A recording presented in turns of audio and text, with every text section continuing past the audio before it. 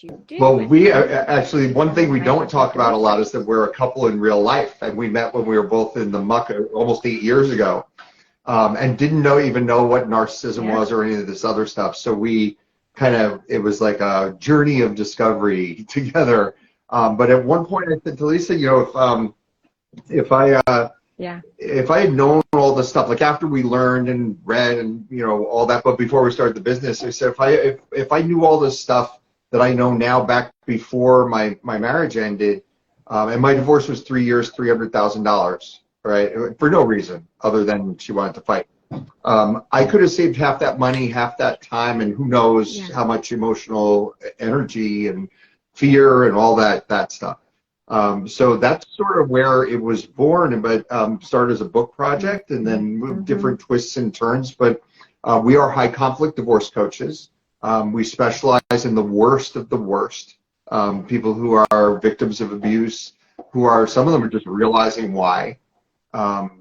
And we help them get through a bunch of, primarily our focus is on custody and like legal issues, divorce. Not everybody was married, but a lot of post-separation abuse, just helping deal with it, knowing how to present in court, knowing how to build a case and handle it all. Yeah, we always say we fortunately and unfortunately specialize in legal abuse. So we started this legal abuse support group because I felt like my own divorce, and it was the after divorce that was like unbelievable. I thought, we were all looking forward to the day that it was done, and 9 years later, I am still in the system.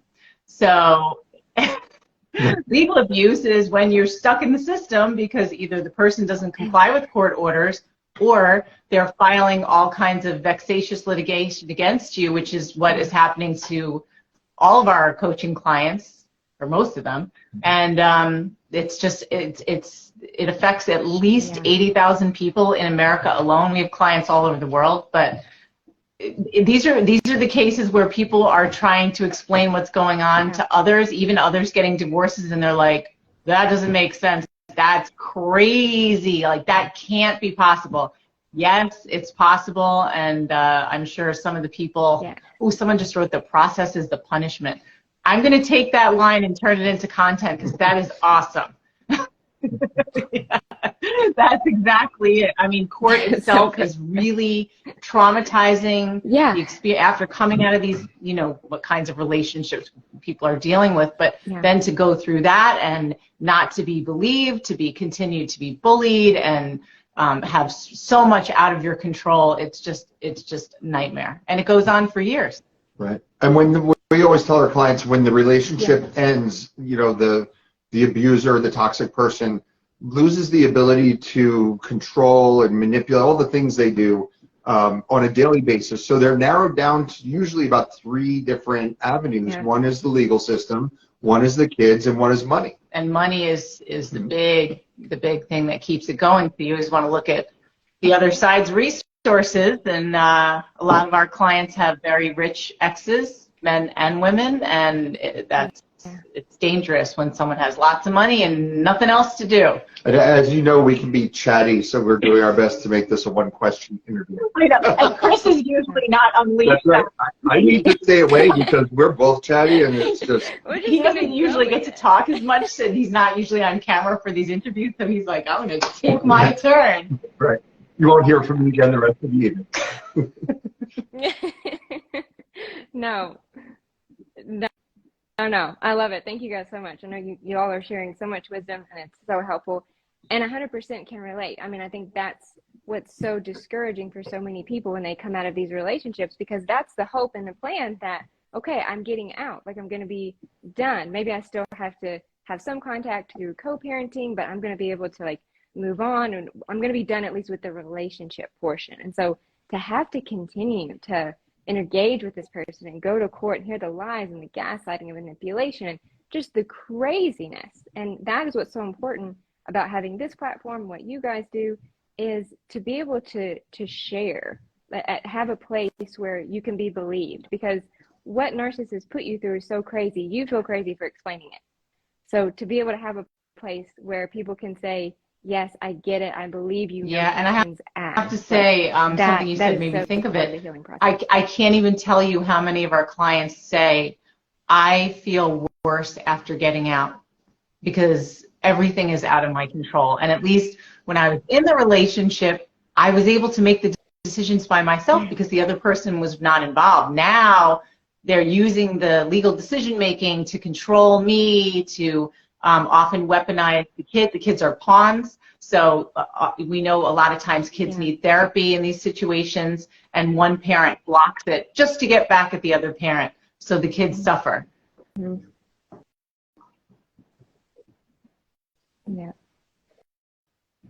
Yep, that's very much part of it, and that's something I definitely want to get to help people is if they haven't divorced yet, what do they need to know, and if they have or they're in the process, what do they need to know? But I wanted to ask first, you know, obviously there's a lot of divorce coaches, so what is different or specific about what I'll talk. So like I said, we specialize in legal abuse, and I think our backgrounds, mine in particular, make us different because of my own case and being in the legal system as a pro se. It's also called pro per or self-represented litigant. So like I said, I've been in for 9 years, but I've been representing myself for 6 successfully on the trial and appellate court level in 2 different states.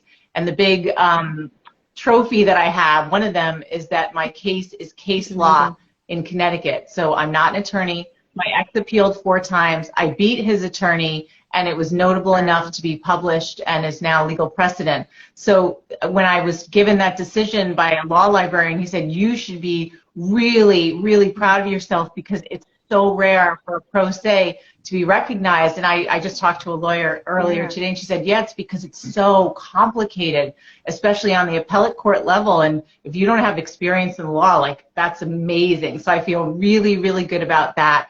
And I feel like that makes us sort of a beacon of light for people who say, oh, you know, if the other side is rich, you're just going to lose. That's not true. My ex is really rich.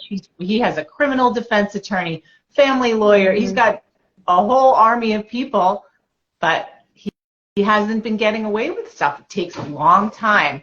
So having that experience is something that we're really proud of, and also being involved with advocacy. You know, I was part of submitting live testimony, which helped pass Jennifer's Law in Connecticut, and it made it the 3rd state in America to expand its legal definition of domestic violence to include coercive control. And now a number of other states are working on it, and even the state rep of Texas, Lacey Hall, got in touch with us and was like, how'd you do it? Like, let's work together and maybe we can get it done for Texas. That's amazing. I was like so honored that she reached out to us of all people. So so I think also having like a positive attitude and really focusing on empowerment through education.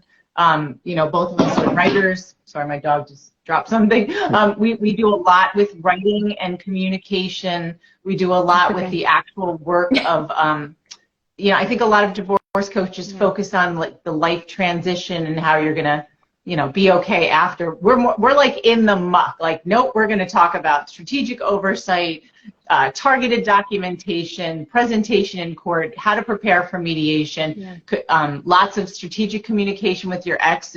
We use the art of persuasion a lot in terms of speaking as well as writing. We use rhetoric. We use a lot of debate strategies. Like, a lot comes from education, and that's, I mean, I have my master's in education. Chris has a extensive background in sales. He's very good at writing as well, and I mean, like, if you're going through a normal divorce, let's say it doesn't involve a toxic personality type as a partner, you don't need us, right? There are good books on divorce. You can educate yourself. Don't use your attorney to learn what the process is all about, because that's a very, very expensive education. We're for the hard cases, you know, the ones where the other side's going to lie and falsify reports to CPS and the police and get restraining orders when they're the ones doing whatever. We handle the worst of the worst. Yeah. So, and you know, it's been, you know, when we got into this, I was thinking, you know, am I going to get re-traumatized by this? But I've been very happily surprised that it just feels wonderful to help others, you know, who are dealing with the same thing. It's almost poetic justice. Yeah, I think so too. I mean, I taught high school English. I love my job. I was like, okay, once kids get older, and then I'm going to go back to teaching. And they went off to college, and I was like, always in court. I couldn't go back to regular public school teaching. And then it was like, you know what? Let's do international teaching over Zoom and start during COVID. So we have a much greater reach, and the topic we're obviously really passionate about. But I think it's important, again, to be that like beacon of hope instead of just talking about how broken the family court system is. We like to really focus on what you can do to strengthen your case. There's a lot of things you absolutely do have control over. We're really proud of all the resources, especially you, Chelsey, that we've met, that we've interviewed, and we're able to put on the bigger stage so that everybody gets like, you know, an education and can realize like, okay, instead of just this is what I think should happen. For example, I think the judge should understand what I'm feeling and punish the other person. So by interviewing all kinds of people in the system, our people realize like that's never going to happen. It's not worth anyone's time. Unfortunately, you can get validation elsewhere, but court is not the place for it. And then we can start focusing on what really matters to get to what you're trying to do and get out of there as soon as possible. People come to us and they say like, I want to educate my judge. I want to, you know, change the laws and fix the broken family court system. And we always say, whoa, whoa, whoa, hold on just a minute. The line I love is let other people carry the torches and pitchforks for the time being. The best thing you can do is go win your case. Right. And, you know, somebody that we spoke to recently, actually, I think we did a podcast with her, Caroline Strauss, and I think it was her. She said that often when people are saying, I want to go, like, save the world, when in the middle of their case, it's actually a trauma response, because it's easier for someone to deal with other people's issues than deal with their own. So we sometimes remind people, like, you know, it's really hard, but this is part of the work, is to focus on yourself instead of putting all that energy elsewhere. Like, that's not gonna help you in any way. It's like family court reform now, when you are in the midst of your own battle, we got to deal with this battle first.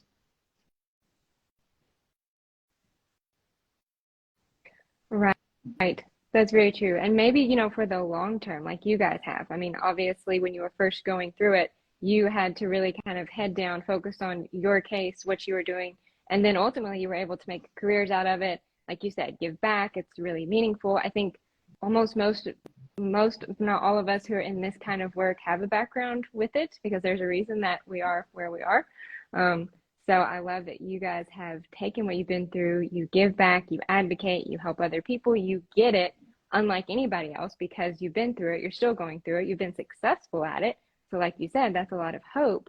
And speaking of the hope part, I wonder, what should people, whether they are thinking about divorcing someone that they believe is a narcissist or high conflict, or they're in the middle of it, what should they be focusing on? Okay, I mean, there's a lot, and I know we don't have that much time, so we were thinking of maybe focusing on what to expect. I mean, you can ask us whatever, we'll talk about whatever, but what to expect from the relationship you have with your divorce attorney. Yeah. So in the beginning, you should never be pro se. We never recommend that, because the foundation of a legal case, it's important to get it right, because when things go wrong in the beginning, it's much harder to change them. So one of the biggest questions that happen well, first let me say, we have like different types of people that end up on our doorstep. And the people who have the most power are actually the most terrified, and we call them our babies, because they're at the very beginning of the process. They're still in the relationship, or they just found, they're like, I don't know what to do. Like, I got to find an attorney. I have no idea. I mean, maybe I have like a list of questions to ask, but you have to realize that with these high conflict cases, you're going to have a very intimate relationship with your lawyer. And so you need to make sure that you feel like this person is your advocate and your ally.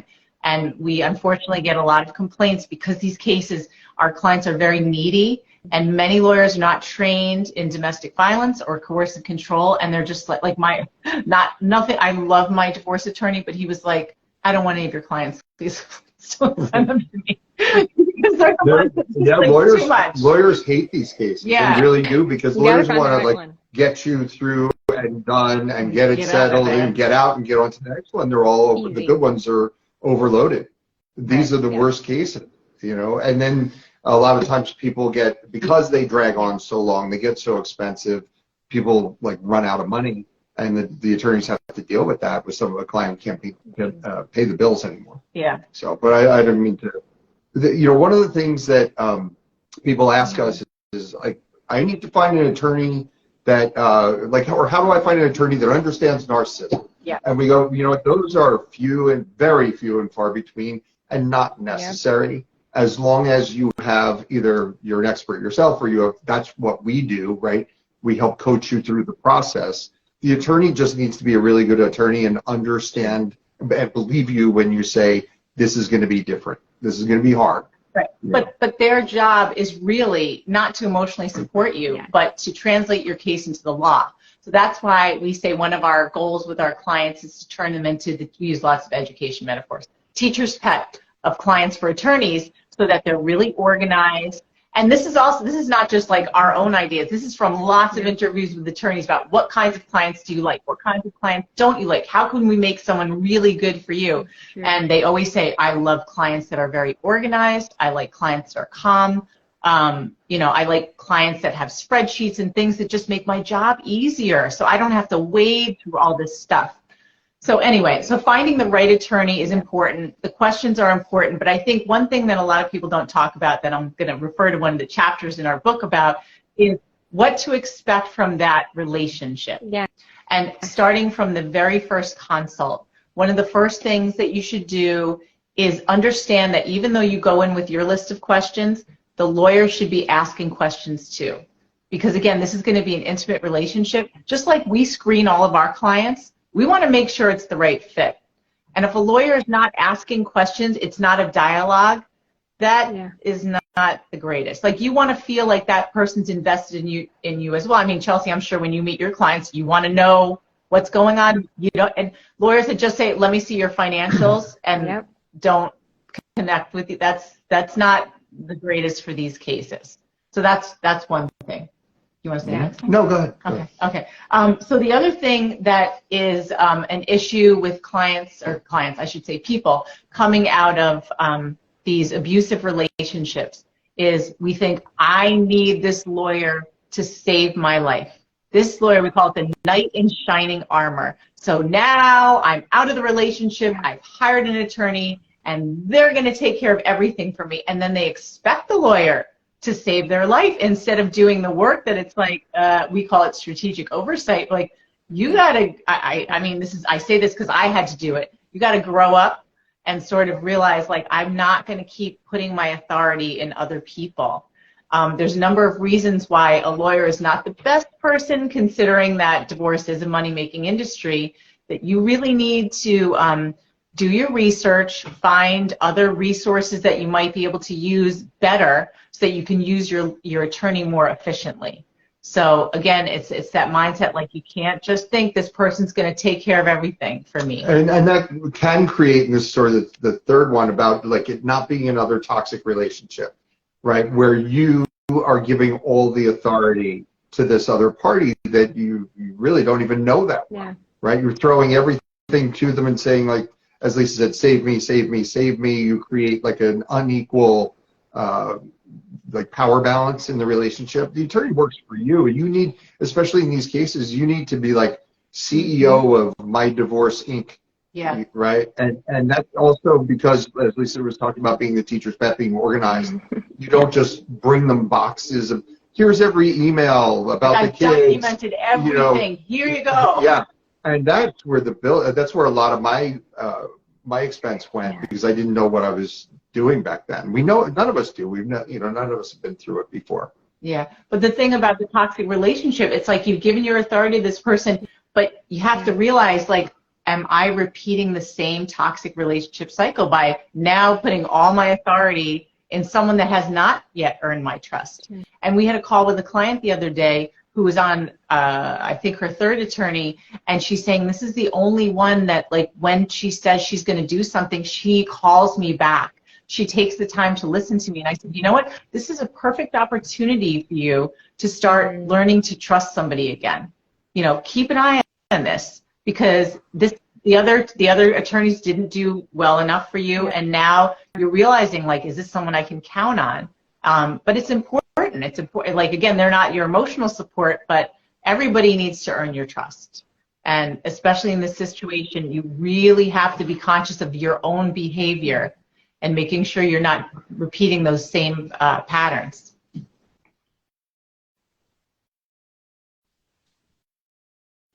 That's true. That's a great point. Yeah, I really like looking at it that way because I think a lot of times people do. They're, especially if you're frantic, you're anxious, you are just, in the beginning process of getting divorced, like you feel overwhelmed, and then you take all of that overwhelm into the lawyer's office, and the lawyers aren't therapists, so they aren't trained on what to do, and a lot of times they can sometimes unintentionally gaslight you or harm you by kind of ignoring what you're going through or thinking, okay, this person's just frantic and over dramatizing things when really that's not the case. So That's a big cat. You want to make an appearance. When you use, Chelsey, you use the word that our client, when people first come to us, they use more than any other word. There should be like a balloons that fall down from the ceiling when they say overwhelmed. Yeah. They feel overwhelmed. And the problem is when you enter the legal system, when this first starts, you don't know what you're doing yet. You're overwhelmed. You don't have your, I remember having the sense that I had lost my center. That's how I describe it. I didn't even know who I was anymore because I was in this toxic relationship. I had just everything sucked out of me. And it took a while to get it back. But meanwhile, I'm making legal decisions that have a huge impact on my case very early on, when those are the big ones you make, right? So it's getting your feet under you quickly. That's one of the big challenges. Yeah, quickly is right. Like you need to get support right away. Yep. Yeah. That's so true. Yeah, and getting the right kind of support and knowing, what to expect from those supports, I think is what we're really after. There's a place for therapy, obviously, which is really what I help clients with, of like validating what you've been through and gaslighting and like breaking apart the layers of narcissistic abuse. Like that's where you bring your overwhelm, you bring your anxiety. But when you go to a lawyer, to your point, they're going to be able to work for you so much better if you can kind of gather yourself before you go there, come in with the things organized, coherent, logical, that a lawyer can work with. And remember too, and we know this from speaking to our attorney friends and colleagues, that lawyers tell us that most law schools don't do family law courses. So they're not trained in family law, and they're trained in 90% law and 10% client relations, but actually it's 90% client relations and 10% law. And often, when someone comes to their office, they're trained in like logic and problem solving. So when someone sits down and is like, and this happened, like they're just like, okay, well, let's do this. They're not sensitive to the psychology. And an attorney that I'm going to be interviewing from California next month, she was saying that one thing she changed in her practice was to pause and say, I am so sorry that you are experiencing this. And she feels like it really connects her better. I mean, she actually feels it. She doesn't just say it. But she has a background in psychology and is an attorney. But I think it's important that lawyers understand, the people before them are dealing with tremendous crisis, and that should be recognized. And that's why it's important for lawyers to be trained in coercive control and understand these clients are different.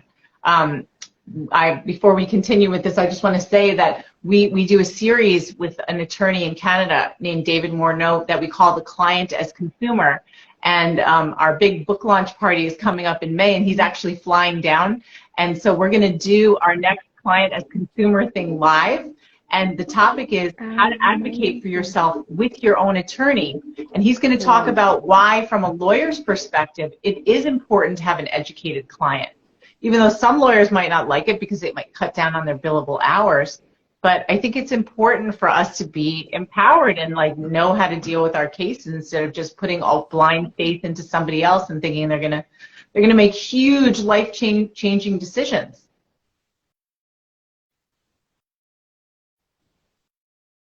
Yeah, so much. I love that. Yeah, we'll definitely. I'm so glad that you're doing that. Sounds like you have a ton of book launch prepping and everything. So that's amazing. And, you know, to your point, that's really helpful. And that's what you guys really can help clients with. I'm sure, like preparing them how to have these conversations with lawyers, what to expect, so that you really, you know, lawyers can do a lot of good work, but like you said, they usually are missing that emotional support because they're not trained in that, and that's not exactly why they became lawyers. So you can inadvertently kind of hurt your case by getting upset with your lawyer because they're not getting, you know, what you're saying or what you're going through. Right. So I'm sure that's something that Chelsey, we talk a lot about how, because that. these cases are so different, it takes a team, and we use the metaphor of a table, right? So if you picture the client or the person that is in the situation as the surface of the table, 4 legs. With less than 4 legs, you're not really stable, right? So friends and family are wonderful if you have, you know, people who care about you in your life, but those people also say things that are well-intentioned but hurtful, like, well, why doesn't he just do this, or why didn't you leave before, or, you know, all those things that are like, oh, that comes from a good place, but it's not helpful. Yeah. A lawyer, obviously, to handle the legal stuff, and a trauma-informed therapist like yourself to help you heal and deal with all of it, you know, that you need even long beyond when you're out of the court system, possibly. Yeah. And then in these cases, because they're different, and the lawyers probably don't understand it, and your friends and family certainly don't, a divorce coach who, like us, they kind of round out the team. They're just these cases are only probably about 5 to 10% of divorces, but when they happen, they need the SWAT. Yeah, and again, like I feel like a lawyer said to me the other day, "Oh, I get what you do. You're a conduit between attorneys and family courts, so you really teach people what to expect and why, which a lawyer can't really do because everyone's thinking, oh, they just want to charge me lots of money." And who else explains how family court works unless you go and then you have the horrible experience, say, I don't know what happened, but now I learned it. Like, it's better to know ahead of time, like, yeah, you're going to go in, you're going to be bullied, you're going to be accused of all kinds of things that you didn't do. It's going to be lots of projection, and this is how to behave and get through it and understand that that's a strategy. That's not a personal attack. It is a personal attack, but it's a strategy that so many of these opposing counsel uses. Like, they want to make you cry. They want to make you lose your temper because they want to claim that you're an unfit parent. It's very predictable. People come in and they're like, I can't believe this happened. Like, this always happens. They always do that. So it's a little validating to be like, oh, I thought it was just me. Like, no, they all do that.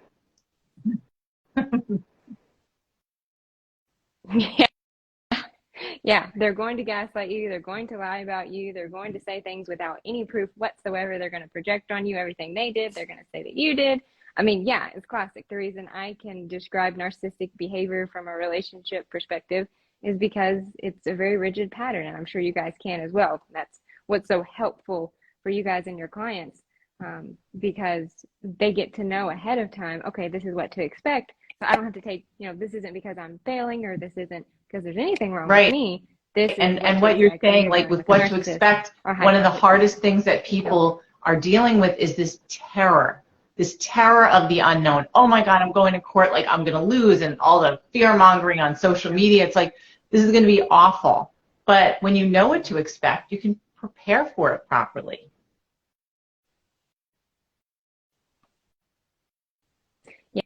Yeah, and going back to, like, that's what you can control. So what I'm really hearing from you guys is, no, you can't control the other person, you can't control the judge, but you can absolutely take charge of the relationship you have with your lawyer, with how you approach them, with the information you provide them, with the research that you do. I know looking up statutes and things like that can be super helpful. So you can organize your information for the court based on the statute, so you don't have to waste your time bringing in a bunch of information that matters to you emotionally but can't be used right. And what you said about bringing information you can't use in court, that's where a lot of people waste tons of money and energy, because they're like, I've been documenting all this stuff, and that person feeds them all kinds of junk food, and the kids don't sleep over there, and they leave the clothes there, and we're like, none of that matters. Let's talk about the custody factors. That matters. So yeah, it is really important. And then I also wanted to mention a couple more of the last things before we run out of time with the lawyer, is one thing that David had told us that people should be careful of is you don't want to have a lawyer who's very proprietary, who's like, I'm going to handle everything, and I'm the lawyer, and I know better than you, so you just listen to me. Like, it should be more of a collaborative strategy. And that's the thing where you don't need to have a lawyer who knows a lot about narcissism, but you need to be educated so you can say, this is what might work, this is why, could we try something like this? And tell me if it's against the law and we can't do it. But maybe there's different things that you haven't considered that that I know will work, because you're working with divorce coaches who understand it. You can say to the lawyer, here's some things that tend to work better, like a lot of negotiation tactics with difficult cluster B personality disorder. They have to be different than a normal negotiation or mediation. So things you have to come in completely different. It's not just about leverage, it's how things are positioned, it's about how to stroke egos but still get what you want. Like there's all kinds of things that have to be thought about ahead of time, because one thing with mediation that we know is you're going to be pressured to settle even by your own attorney often. And it's hard to stand up to your own attorney when you're not expecting that they're going to be saying, let's just finish this already.